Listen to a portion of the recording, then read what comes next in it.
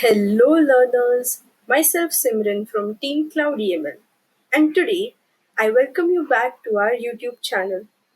Today we are going to see a new session on aptitude training, and the questions covered in this session were asked by the company Hexaware in their aptitude round.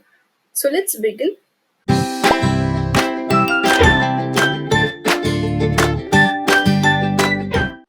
We are going to cover 4 questions.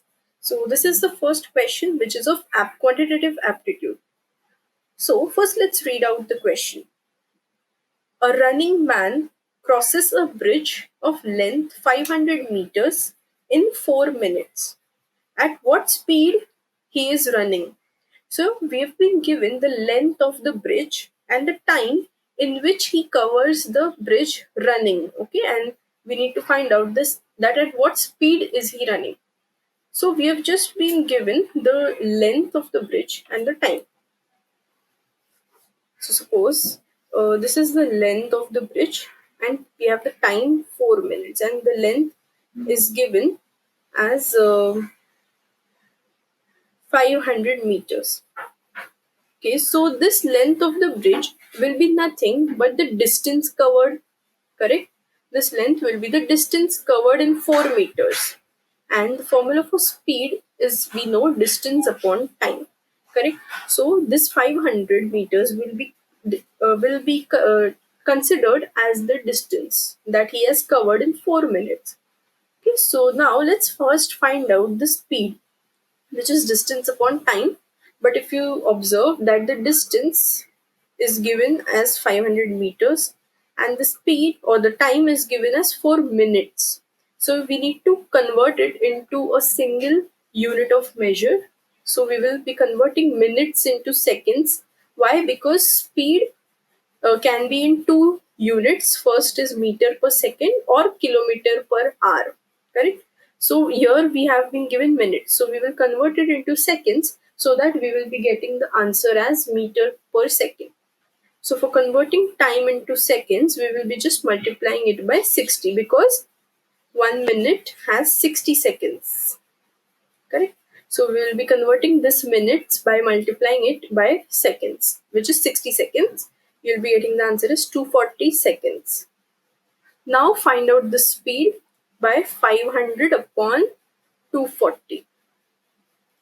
Okay, so divide it. You'll be getting this as 25 by 12. Okay, keep it as it is. So this will be in meter per second. But if you see that in our options, we have the options as with the unit kilometer per second, also not kilometer per hour. Okay, so let's convert it. For this conversion, we need to multiply it by 18 upon 5. Okay, this is the criteria for converting it into kilometer per hour. Okay, so I think there's a mistake over here. This should be kilometer per hour and not kilometer per second. Okay, so now multiply this, or sorry, divide it. So we have 5 ones are 5, 5 is 25, 18 5 is 90 upon 12. Okay, so 645. Now divide 6 by 45. 6 sevens are 42 and we have 6 fives are 30. So the answer is 7.5 kilometer per hour. Okay, so check the options. You have the second option, the option B, which is 7.5 kilometer per hour. Okay, so the option B is the correct answer. What we have done is we've just considered the length of the bridge as the distance and the time as 4 minutes. Then we converted minutes to seconds and then we found out the speed in meter per second. Then we converted it into kilometer per hour by multiplying it by 18 by 5. Okay, this is the criteria for converting it into kilometer per hour. Okay, if you want to convert the unit from kilometer per hour to meter per second, then you will multiply the value by 5 by 18. Okay, but for doing it in the other way around, you need to multiply it by 18 by 5. Okay, so this was the first question. Let's move ahead to the second question. The second question is of the type logical reasoning. So firstly, let's read out the question. It is: A is B's sister, C is B's mother, D is C's father, E is D's mother. Then how is A related to D? Don't get confused, this is a question of blood relations. I'll give you a simple trick for blood relations. Okay.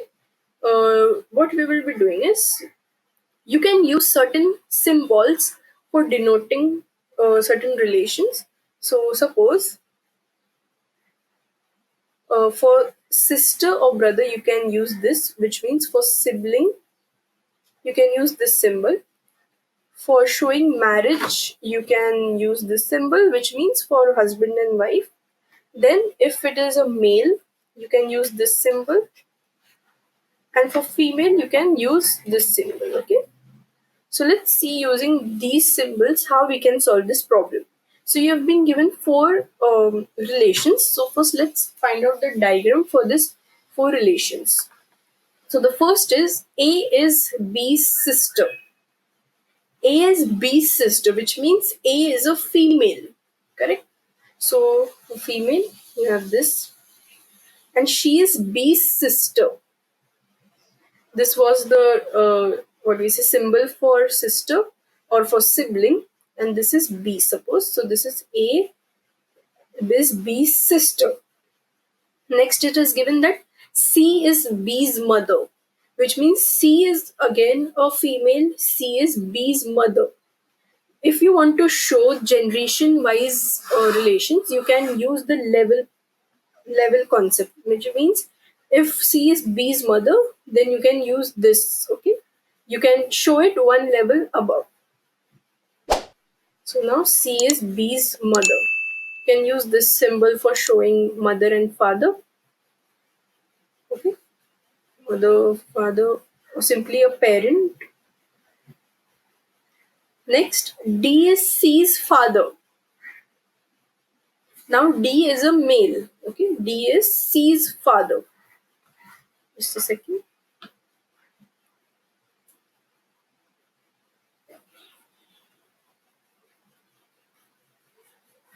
This is male. Okay, D is C's father.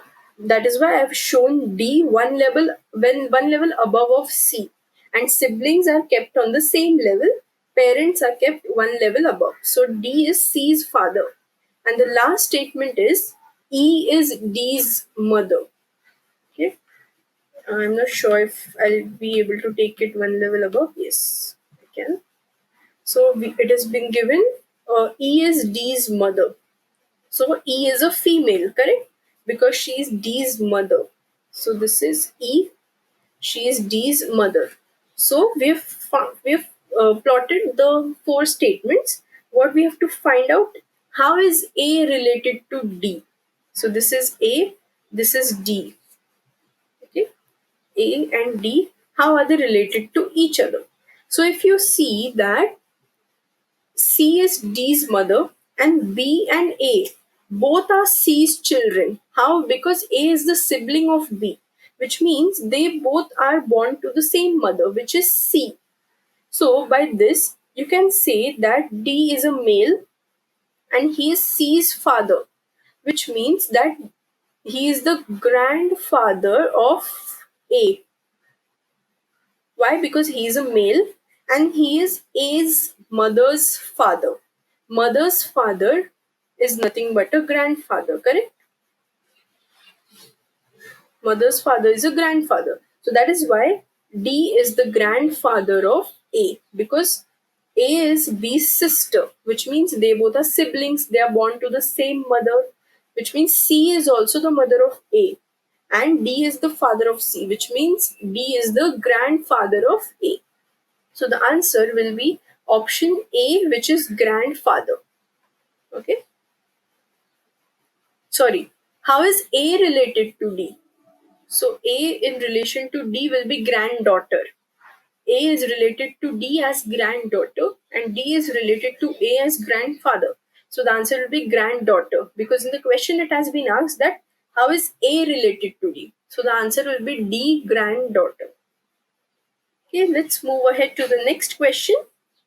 This is a question of verbal reasoning. Arrange the words given below in a meaningful sequence. The words are key, door, lock, room, switch on. Okay, and these are the sequences given below. So if you properly see these words, you can have a clear idea that the words key and lock are related to each other. Lock is applied to a door, correct? A door is applied a lock, and a door is present for a room. And in a room you have switches, like when you enter a room you switch on the light, correct? So the last one in the sequence shall be switch on. First, when you want to enter a room, you use a key to unlock the lock which is applied on the door, and the door, you can enter the door to get into the room, and after you get in the room you switch on the light. So the sequence shall be C, which is 1 3 2 4 5. 1 here is key, 3 is lock, 2 is door, 4 is room, and 5 is switch on. Which means the sequence will be: first you apply the key to the lock, you open the door, you get into the room, and then you switch on the light. So the correct answer will be the option C, 1 3 2 4 and 5. Let's move ahead with the next question. This is a question of logical reasoning, wherein choose the word which is different from the rest. And the words are curd, butter, oil, cheese, and cream. So you need to find out the word which is different from all the other words given in the list. So first you can identify that what is the common between all these, or what is not common between all this, and then you can find out the odd one. Do solve this question and put down the answer in the comment section. We will let you know that if your answer was right or wrong. And if you have any doubts regarding the previous questions, you can also ask it in the comment section. Okay, so hope you like the video. Share it with your friends and also subscribe to our channel. Thank you.